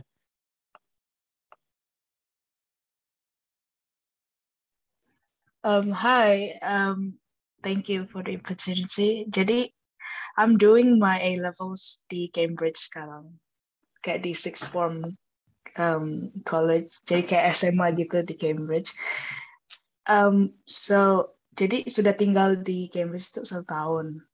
Nah, katanya di syarat Jardin tuh harus kayak be the resident in Indonesia kan.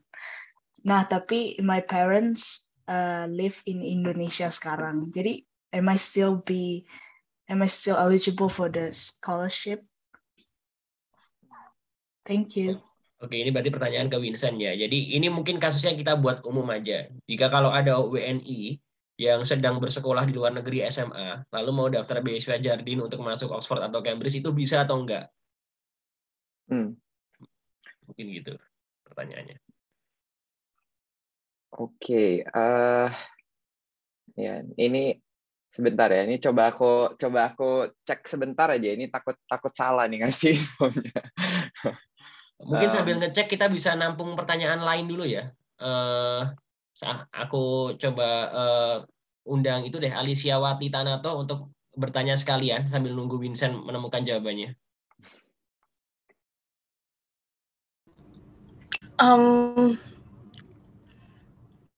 Halo.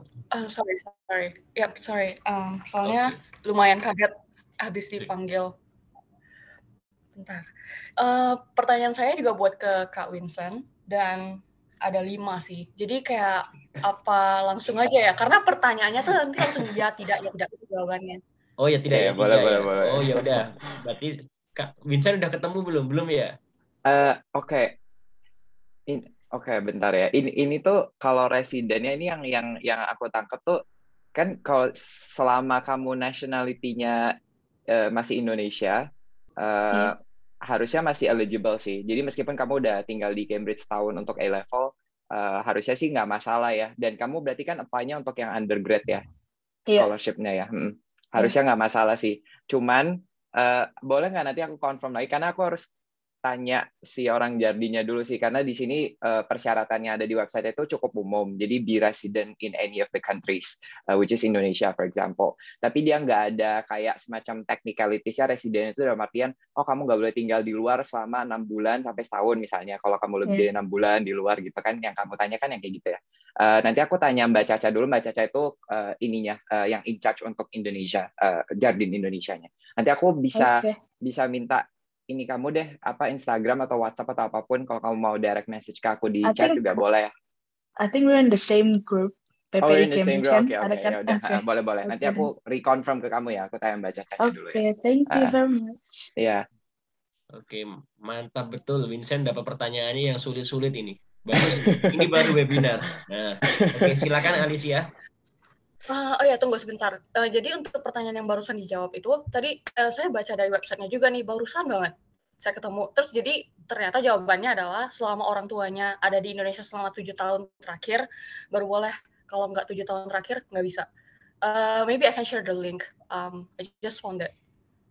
Oke, awesome. Thank you. Ini linknya juga dari Winston ini. Ya. Oke. Nice. Ya, berarti udah nggak usah ya kalau udah jelas sih, berarti aku nggak perlu naik ke Mbak Caca lagi. And then suddenly I lost the link. Oh ya nih, aku udah. So di chat ya. Ya. Oke, ya bisa dimulai pertanyaannya. Ya, itu statementnya. Oh ya, by the way, pertanyaannya yang pertama pas kita apply, kalau yang tadi kan pertanyaannya tuh mesti orang tuanya tuh stay di Indonesia apa enggak. Cuman kalau kita as an applicant itu harus stay di Indonesia apa enggak? Kayaknya enggak ya, karena ada global scheme. Is that correct? Maksudnya stay di Indonesia tuh pada saat apply ya? Atau misalnya pada saat apply, karena kalau requirement yang kayak LPDP, chevening gitu kan harus ada di pas lagi apply harus stay di Indonesia. Do I need to stay in Indonesia when apply for the Jardin scholarship? Nah, sebenarnya itu tadi yang aku nggak bisa jawab sih. Apakah misalnya si kandidatnya ini ada persyaratan dia harus stay di Indonesia, misalnya dia nggak boleh stay di luar lebih dari 6 bulan atau setahun sebelum di-apply ataupun pada saat di-apply. Jadi mungkin Alicia, pertanyaan kamu akan aku tampung dulu sih. Sama sih kayak kamu DM aku aja, nanti aku tanyain ke si orang Jardinnya langsung. Kira-kira ada persyaratan itu atau enggak. Karena mereka nggak specify itu sih. Oke. Terus yang kedua, ada tes TPA gitu nggak? Yang tes potensi akademik? Kayak based on penjelasan dari tadi, kayak nggak ada ya? I don't know. Nggak ada TPA gitu. Oke, berarti habis dari document submission, terus yang di dalamnya ada essay writing, terus langsung interview. Is that correct? Yes, correct. Jadi kamu mau daftarnya S1 berarti ya? Undergrad ya? S2 ya? Nah. Oke, iya. Jadi kebetulan saya juga mau Master of Law gitu. I'm trying to pursue Master of Law di UK. Jadi, terus pertanyaan ketiga, interviewnya boleh tahu nggak kayak interviewnya tuh berapa lama gitu? Terus tentang apa? Kayak is it about the 3 points yang tentang professional objective, leadership, community involvement, atau yang lainnya gitu? Anything they wanna ask? Apa? Ya, sebenarnya pertanyaan. Jadi interview itu panelisnya ada 5 orang, 3 dari Jardin. 2 dari Jardin, 1 dari Astra, which is Jardin juga sih sebenarnya. Terus 1 lagi itu dari Cambridge, jadi profesor dari Cambridge biasanya. Dan mereka tuh bertanya sebenarnya seputar apa yang kamu mau pelajari sih. Jadi misalnya kalau di Cambridge sama Oxford itu kan ada yang namanya thought based sama ada yang research based kan. Kalau yang research based itu kan berarti kamu ibaratnya akan melakukan riset tentang suatu area atau suatu topik. Nah, nanti kamu akan ditanya lebih dalam sih tentang misalnya research methodology atau mungkin area-area di seputaran yang kamu mau dalami. Tapi kalau yang thought based kayak misalnya aku ngambilnya Master of Law which is thought based, itu mereka akan nanya kenapa kamu mau ngambil itu, terus kira-kira modul apa yang kamu bakalan ambil dan kenapa, dan apakah itu align dengan apa yang sudah kamu kerjakan sebelumnya dengan apa yang akan kamu capai di kedepannya gitu. Dan itu mungkin pertanyaan soal topik spesifik apa yang kamu mau kerjakan. Jadi menurut aku sih selama kamu udah tahu nih specialty atau expertise apa yang kamu mau ambil, karena kan Master of Law itu juga ada specialty-nya, field-nya masing-masing kan. Jadi meskipun dia title-nya luas, tapi sebenarnya ada topik spesifik yang kamu bisa pick dan kamu jadiin itu mungkin bagian dari nilai jual kamu ke mereka.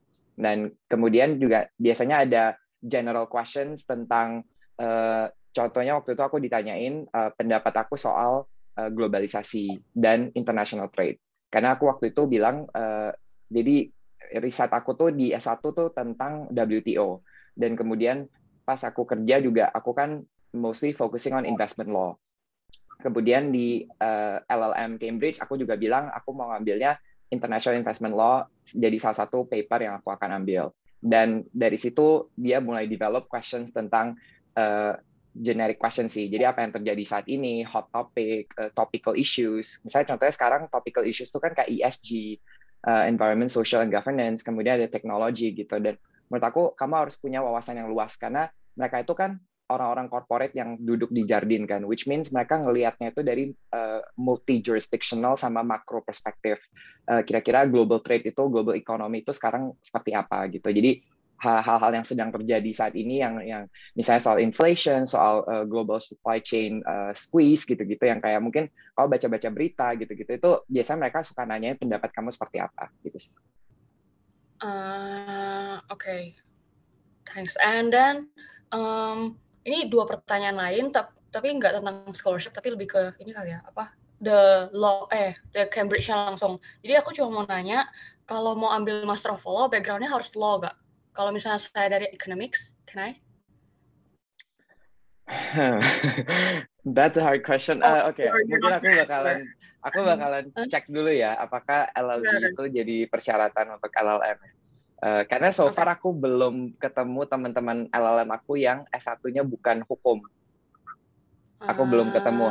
Jadi aku nggak tahu apakah itu jadi persyaratan atau enggak. Cuman let me get back to you on that. Kamu DM aku deh, ini kamu ya, your personal details, mau Instagram mau apapun social media yang aku bisa chat ke kamu nanti. Nih, jadi PR aku banyak nih kayak. Terus terakhir banget, sorry ya, maaf banget. Terakhir, ada dokumen lain nggak yang spesifik buat law di Cambridge selain dari IELTS atau TOEFL? Maksudnya kayak misalnya MBA kan perlu GMAT atau GRE. I mean, is there any specific document that they require? Nggak ada. Jadi benar-benar purely cuman itu sama essay. Biasanya mereka pas di application form itu mereka bakalan ngasih pertanyaan untuk essay gitu. Terus kamu harus nulis based on your previous research gitu sih. Tapi nggak terlalu banyak kok, kayak mungkin sekitar 700 sampai 1000 kata lah. Okay. That's very clear. Thank you so much everyone. Thank you. Yeah. No worries. Oke, terima kasih atas pertanyaannya. Sebetulnya kita nih di Tor itu cuma sampai 10.45. Ini udah nggak ada yang raise hand lagi sih. Cuma ada beberapa pertanyaan di chat yang belum dijawab. Boleh nggak kita selesaikan dulu pertanyaan yang di chat? Kepada para narasumber, keberatan nggak? Naris, Farah? Boleh. Aku nggak keberatan. Oke. Saya skimming dulu ya. Tiba-tiba ada yang raise hand. Bentar ya. Saya soalnya udah terlanjur bilang yang chat dulu nih. Tadi ada pertanyaan, saya scrolling dari atas juga. Nah, untuk Jardine, can we apply for this year scholarship kalau kita bakal mulai study letter this year? Ini belum dijawab kan ya? Belum. Ya, ini cepat aja ya. Kalau untuk tahun ini kayaknya nggak bisa deh, karena kan kalau misalnya tahun ini berarti antara kamu apply-nya itu, kamu udah harus, bentar, pertanyaan pertama, kamu udah dapet atau belum offer dari Oxford atau Cambridge-nya? Itu mungkin pertanyaan pertama. Kalau misalnya udah dapet, biasanya pas kamu apply itu kamu akan ada ditanya tuh kayak mau di consider for scholarship atau enggak. Kalau kamu udah sempet klik yes pas kamu apply, kamu bakalan dapat email tuh biasanya dari Cambridge Trust, dia akan email kamu, ini ada untuk yang Jardine nih mau apply atau enggak gitu. Jadi biasa kamu kalau misalnya mau, ya mungkin sekitar bulan-bulan ini sih, bulan-bulan Januari atau Februari kan kamu biasa dapat emailnya dari mereka, terus nanti kamu bilang aja iya gitu. Berarti kalau misalnya emang seperti itu, kamu masih bisa nih apply untuk Jardine. Karena mereka baru buka kan Februari untuk yang Global Scheme. Tapi kalau yang ITB sama yang UGM Scheme, nggak bisa, karena berarti kamu apply-nya nanti bulan Juni tahun 2022 untuk tahun depan berangkatnya. Gitu. Oke, semoga menjawab ya. Terus ini dari Syaila Anyatanaya untuk Kak Farah. gimana caranya meyakinkan LPDP ketika esai kontribusi atau saat wawancara sehingga Kak Farah ini bisa keterima di MBA di Inggris. Padahal kan di Indonesia banyak MBA yang bagus gitu. Kenapa mereka ngebolehin Kak Farah untuk ambil MBA di Inggris gitu? Intinya gitu sih. Harus gimana pas wawancara atau bikin esai? Bisa langsung dijawab aja. Oke, iya tadi udah sempat chat juga ke Udah sempat ya? Iya, tapi intinya kayak yang tadi udah di-mention juga, memang harus firm kenapa milih kampus itu. Kita harus align matkul-matkulnya apa aja, terus misalnya kalau tahu dosen-dosennya dosen-dosennya siapa aja, dan misalnya dosen itu kita tahu nih kita bisa diskusi terkait hal yang spesifik sesuai dengan background kita dan sesuai dengan tujuan nanti kita mau ngapain. Jadi itu menunjukkan bahwa kita milih kampus dan milih jurusan itu nggak asal gitu. Jadi kita harus riset juga tentang kampusnya gitu. Kalau saya sendiri tadi udah sempat cerita, karena emang background Islamic Finance di UK itu cukup growing untuk di Western countries. Nah, saya pengen tahu gimana sih caranya, padahal bukan mindset, maksudnya apa ya, UK itu kan bukan Muslim majority country, tapi dia Islamic Finance-nya growing gitu. Apa sih yang bisa menarik untuk orang-orang yang majority non-Muslim ini terkait Islamic Finance, kenapa bisa growing, value added apa gitu yang ditawarkan sampai mereka juga akhirnya tertarik, dan itu kan juga bisa bikin, kalau diterapkan di Indonesia bisa bikin Islamic Finance Indonesia lebih baik juga gitu. Kenapa Islamic Finance harus dikembangkan lagi di Indonesia, itu dijelasin juga, terus nanti setelah kembali ke Indonesia mau ngapain itu dijelasin juga gitu sih. Jadi jadi mungkin itu ya kenapa akhirnya bisa boleh dapat ya MBA gitu di luar negeri, karena menunjukkan kalau kita udah firm, riset, dan ya. Oke, terima kasih banyak Farah. Terus ini dari Olivia Mediana, ini belum ada yang jawab nih. Tapi ini pertanyaannya umum sih. Saya mahasiswi D4, apa bisa langsung melanjutkan S2 di Cambridge? Nah, ini agak menarik ya. Mungkin saya sebagai moderator, karena gini, D4 itu diploma, tapi 4 tahun, dan gelarnya itu sarjana, ya, sarjana terapan, sarjana sains terapan. Jadi ini agak kompleks ini. Saran saya ini harus ada satu orang yang mencoba dulu sih, harus ada yang berkorban mencoba gitu, untuk mendaftar Cambridge, supaya kita semua tahu bisa atau enggak. Karena setahu saya belum pernah ada kasusnya sih, yang D4 masuk S2 ke Cambridge. Atau Farah, Naris, Vincent pernah dengar? Belum pernah ya? D4. Belum sih kalau D4. Iya kan? Belum kan ya? Tapi sebetulnya kalau dilihat di persyaratan, kan persyaratannya itu bachelor dalam kurung sarjana kan, kalau nggak salah yang di websitenya Cambridge itu. Setauku ya. Nah, D4 ini tuh kan gelarnya sarjana, dan Inggrisnya pun juga bachelor gitu. Jadi harus dicoba aja sih, menurut saya dicoba aja sih. Nggak ada ruginya juga gitu. Tidak ada salahnya. Menurut aku sebelum dicoba mungkin nggak ada salahnya untuk coba tanya melalui email. Barusan aku nge-post itu ada pg.admissions@admin.cam.ac.uk, karena pengalaman aku waktu itu aku sempat juga kirim email sebelum daftar dan mereka cukup responsif gitu. Tiap course bisa jadi punya standar yang beda-beda kan, jadi tergantung ini mau daftar program apa gitu, jadi nggak ada salahnya untuk tanya. Saya nggak mau ngasih harapan palsu ya, tapi fakta menunjukkan kadang tuh kita syarat di bawah yang disyaratkan Cambridge pun masih bisa lolos gitu. Kayak tadi teman kita ada yang tanya kan, dia dapat LOE kan, padahal IELTS-nya kurang. Itu kasusnya sama juga kayak saya, TOEFL IBT kurang masih bisa dapat LOE. Terus ada kasus lain juga, GPA itu kurang dari 3,5 yang disyaratkan Cambridge, tapi masih keterima juga di Cambridge. Jadi sebetulnya semua case by case basis ya. Jadi tadi bagus saran dari Naris, tanya, nggak ada salahnya tanya, atau kalau mau nekat juga nggak apa-apa sih. Saya dulu termasuk yang nekat gitu. Udah tahu nilainya kurang masih nekat. Itu sih paling. Tar ya, yang lain kita scroll apa yang belum dijawab. Oh ya, dari Sri Setia Utami. Adakah beasiswa yang bisa di-apply sebelum lulus? Jadi mungkin dia mau apply beasiswa S2 sebelum lulus S1, atau mau apply beasiswa S3 sebelum lulus S2 gitu.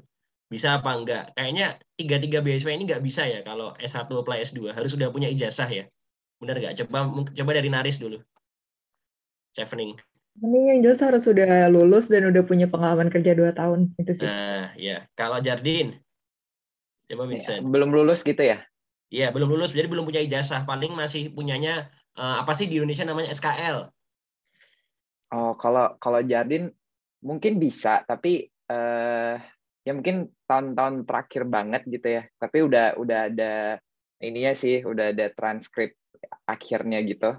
Mungkin biasanya semester 8 kali ya yang udah hampir selesai, tinggal tapi belum graduation aja nih, tapi udah ada transkripnya, udah bisa minta dari fakultas kayak certified true copy-nya bisa dipertimbangkan sih.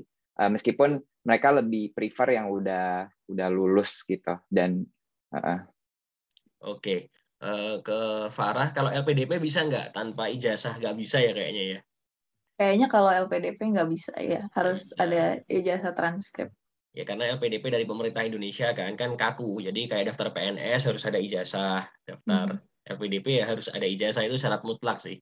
Ya, itu Ya, intinya. tapi gini, mungkin untuk make sure-nya lagi kan LPDP ada yang website bantuan LPDP itu Oh, ya, tiket, itu bisa ya. ya bikin tiket bantuan aja ditanya, jadi lebih firm lagi. Tapi setahu saya sih nggak harus ada transkrip dan ijazah. Itu tapi bisa ditanya aja. Oke, baik. Nah, ini ada juga pertanyaan dari Hana. Tadi dia sempat raise hand juga. Cuma kayaknya udah cukup yang di chat. Untuk masing-masing pembicara ya. Boleh dijelaskan alasan masing-masing kenapa memilih Cambridge. Tapi tadi Farah kan udah. Mungkin Naris sama Vincent yang bisa menjelaskan ya. Kenapa pilih Cambridge. Misalnya Naris kenapa pilih Public Policy Cambridge. Vincent kenapa pilih Law Cambridge gitu. Ada alasan spesifik nggak? Mungkin Naris dulu ya. Aku secara spesifik waktu itu setelah mikir-mikir ABC of Cambridge sih, Academic Excellence, Beautiful Landscape, and Career-Oriented Syllabus. Jadi pertama Academic Excellence, karena memang kan dari secara riset banyak publikasi dari Cambridge, terus juga di Cambridge tuh ada namanya L. Arian for Institute for Behavioral Economics and Public Policy, terus juga ada think tank-nya gitu loh yang memang basisnya di Cambridge. Jadi secara Academic Excellence nggak diragukan lagi. Beautiful Landscape karena aku dari dulu sekolahnya di Jakarta terus habis itu di UI, jadi ngerasain kalau tinggal di kota besar tuh kan kayak bising gitu ya, jadi pengen ngerasain tinggal di kota kecil, kota pelajar di mana kita bisa sepedahan, di mana kita bisa dekat dengan alam, bisa kayak dekat sungai, dekat padang rumput gitu. Beautiful Landscape yang kedua. Terus yang ketiga Career Oriented Syllabus juga karena di Public Policy ini programnya 9 bulan tapi semuanya ada, jadi kayak ada kelas, ada seminar, terus kemudian ada juga working placement, jadi kita selama 1 bulan bekerja di instansi tertentu, bisa juga di PBB, atau di pemerintah daerah, atau di private sector gitu. Jadi karena 3 alasan itu sih aku ngerasa mantep pilih Cambridge, dan juga profesornya kebetulan emang expertise-nya di bidang yang pengen aku dalami, itu sih Val, semoga menjawab. Oke, kalau Vincent, kenapa pilih LLM di Cambridge? Tadi kisi-kisinya pingin international investment law ya, ada yang lain nggak? Ini sebenarnya mungkin jadi tips sedikit juga sih untuk teman-teman yang mau apply. Kan kadang-kadang pasti kita ditanya ya kenapa Cambridge, dan kita harus nge-build storyline sama argumen yang kuat gitu. Kalau enggak, mereka pasti akan, scholarship provider juga mereka akan menilai gitu. Dan tadi benar sih, aku setuju sama tadi yang dibilang sama Naris juga. Yang pertama itu profesornya. Kita harus tahu dulu siapa nih pengajarnya. Kemudian apakah topik yang kita interest itu ada di situ dan diajarkan oleh orang-orang yang memang udah kita inilah, maksudnya we are aspired to be taught by certain professor gitu kan. Kadang-kadang kita udah pernah baca bukunya bahkan, atau misalnya kita pernah, kalau di law mungkin kayak misalnya ada satu judgment dari ICJ judge yang kita pernah baca, kemudian oh ternyata dia master di salah satu college di Cambridge dan dia juga ngajar gitu. Nah, hal-hal yang kayak gitu sih itu penting banget. Jadi untuk riset program yang ditawarkan sama siapa pengajarnya. Kemudian yang kedua soal research center sih, jadi supporting facility yang ditawarkan oleh si faculty-nya. Kayak misalnya kalau di law itu banyak banget di Cambridge center of misalnya private center of private law, kemudian center of commercial law, center of intellectual property law gitu. Dan supporting facility yang seperti itu yang kita perlu untuk kayak benar-benar riset secara mendalam. Kayak contohnya, misalnya di sini ada banyak center of commercial law, sama private law, sama IP law itu yang mereka mengadakan seminar setiap minggunya gitu. Dan seminarnya itu yang datang tuh benar-benar orang yang kayak bukan cuma akademia, tapi mereka benar-benar orang-orang yang punya expertise di bidangnya dan practitioner yang udah berpengalaman banget lah gitu. Jadi contohnya kayak kalau commercial law, mereka ngedatangin partner dari law firm internasional yang ada di London. Kemudian mereka mendatangkan kayak misalnya judge dari let's say Court of Appeal atau bahkan Supreme Court di UK yang langsung datang dan ngasih kayak seminar gitu. Dan itu pengalaman yang menurut aku kayak priceless kan, kita nggak bisa dapetin di universitas lain gitu. Nah itu juga yang jadi salah satu pertimbangan aku sih kenapa aku apply Cambridge. Cuman mungkin as a side note, sebenarnya aku juga apply Oxford pada saat aku apply Cambridge. Jadi waktu itu emang sempat mikirin juga sih antara dua itu, tapi ya gitulah kira-kira. Oke, terima kasih banyak Vincent dan Naris. Ini dari Sally Marcelina. Mungkin cepat aja, biar cepat aku jawab aja ya, karena kebetulan aku tahu. Ini dia tanya untuk LPDP dan Jardine, baiknya apply kampusnya dulu atau beasiswanya dulu. Tadi udah dijelasin ya sama Vincent Halim, saya recap lagi. Kalau lewat skim UGM atau ITB, mau nggak mau daftar Jardine-nya dulu, ya kan? Iya, betul. Jardine-nya dulu, terus nanti baru daftar Cambridge atau Oxford-nya. Tapi kalau misalnya lewat global scheme kebalikannya, jadi daftar Oxford atau Cambridge-nya dulu, baru nanti centang dipertimbangkan Cambridge Trust kalau di Cambridge, nanti di situ akan dipertimbangkan juga ke Jardine. Terus untuk LPDP ini bebas ya, bener nggak Farah? Bebas kan? Mau beasiswanya dulu atau mau kampusnya dulu itu bebas kecuali PTUD. Kalau PTUD itu harus banget kampusnya dulu yang dapat, karena harus dapat LOE unconditional. Tapi selain PTUD itu bebas. Kayak Farah ini kan dia beasiswanya dulu, baru keterima Cambridge-nya. Kayak gitu. Tapi kalau saya kebalikannya. Nah ini Jessica Tiara Maitimu untuk Kak Naris. Untuk chevening, apakah kerjanya harus inline dengan jurusan yang diambil atau boleh nggak linear gitu? Boleh kok nggak linear juga. Yang penting kalian bisa kasih justifikasi yang kuat di esainya. Tadi kan ada 4 esai. Jadi kalaupun mau pindah jurusan atau pindah haluan itu nggak apa-apa selama justifikasinya kuat, karena emang ada juga alumni-alumni yang pernah melakukan hal serupa gitu. Oke, baik, terima kasih Naris. Ini pertanyaan terakhir ya, semoga nggak ada yang nambah lagi karena udah molor lumayan. Dari Alexandra Dian tadi, intinya gini, Cambridge Trust itu bisa nggak ya ngasih scholarship kalau mau kuliah kedokteran? Kayak gitu. Nah mungkin yang lebih ngerti Cambridge Trust itu Vincent sama Naris ya, yang beasiswanya ada kaitan sama Cambridge Trust. Kira-kira mungkin nggak ya Cambridge Trust ngasih untuk medicine degree? Gitu. Coba Vincent dulu deh. Ini aku nggak tahu jawaban pastinya, cuman harusnya boleh, harusnya bisa ya. Tapi medical degree ini tuh yang undergrad atau yang postgrad nih, karena kayaknya agak beda ya. Kalau misalnya dia postgrad sih aku sih ngerasa nggak ada larangan ya. Soalnya di Cambridge Trust sendiri, aku ada sih directory scholar Cambridge Trust ya. Mungkin nanti aku bisa coba cek ada yang medical atau enggak gitu ya. Tapi kalau menurut aku sih harusnya bisa. Cuma aku perlu cek lagi benar bisa atau enggak. Iya.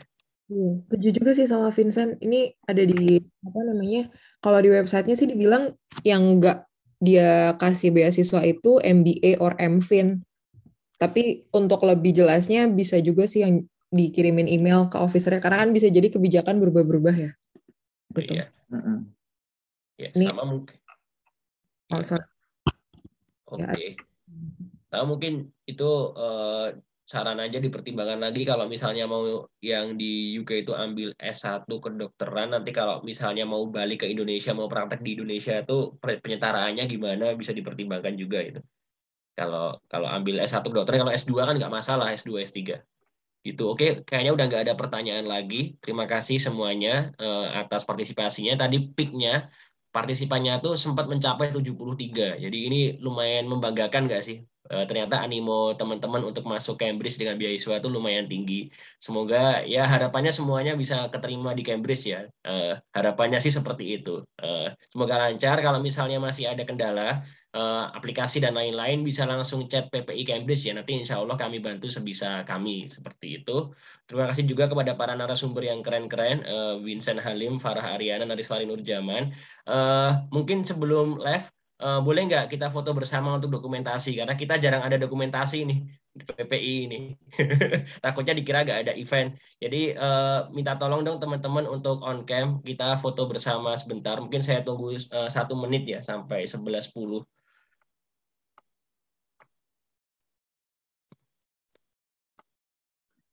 Oh, aku boleh dikit ya Noval, boleh nggak? Ini untuk boleh. menjawab, soalnya udah dibalas sama orang Jardinnya. Jadi tadi menjawab pertanyaan dari Alicia sama Alexandra, untuk residen itu, jadi Jardin cuma mensyaratkan nationality-nya aja Indonesia. Tapi kamu mau lagi ada di UK, mau ada di Singapura, mau ada di Malaysia, mau ada di US misalnya lagi ngambil A-level atau apapun, nggak masalah. Jadi kamu bisa apply dari luar negeri, tapi yang penting nationality kamu masih Indonesia. Gitu. Thank you. Ya. Oke, bentar ya. Saya tunggu sampai 11.10. Nanti kita foto bersama. Makasih banyak loh, ini teman-teman juga masih stay tune meskipun overtime. Ya, makasih semuanya. Good luck. Semoga lancar daftar Cambridge-nya dan daftar beasiswanya juga. Oke, maaf tadi saya sempat ada gangguan koneksi sebentar. Oke, udah 11.10 ya. Tolong jangan chat dulu ya, nanti nutupin ini soalnya. Nutupin mau ngefotonya ini. Tolong yang mau ngechat ditahan dulu, jangan dikirim dulu ya. Saya mulai sekarang ya. Halaman 1 ini ada 2 halaman. Halaman 1 senyum. 3, 2, 1 tahan. Tahan dulu. Sip. Bentar ya, saya save dulu. Oke, terus halaman 2. Halaman 2 nggak ada yang on cam sih, langsung saya foto aja. 1, 2, 3. Sip. Oke, terima kasih semuanya telah menghadiri acara ini. Sampai jumpa di lain waktu. Semoga bisa bertemu di Cambridge ya, insya Allah untuk semuanya. Semangat aplikasinya. Kalau ada perlu bantuan apa-apa, jangan sukar untuk menghubungi akun PPI Cambridge di Instagram. Baik, terima kasih semuanya. Selamat petang waktu Indonesia dan selamat pagi menjelang siang waktu Inggris. Assalamualaikum warahmatullahi wabarakatuh. Waalaikumsalam.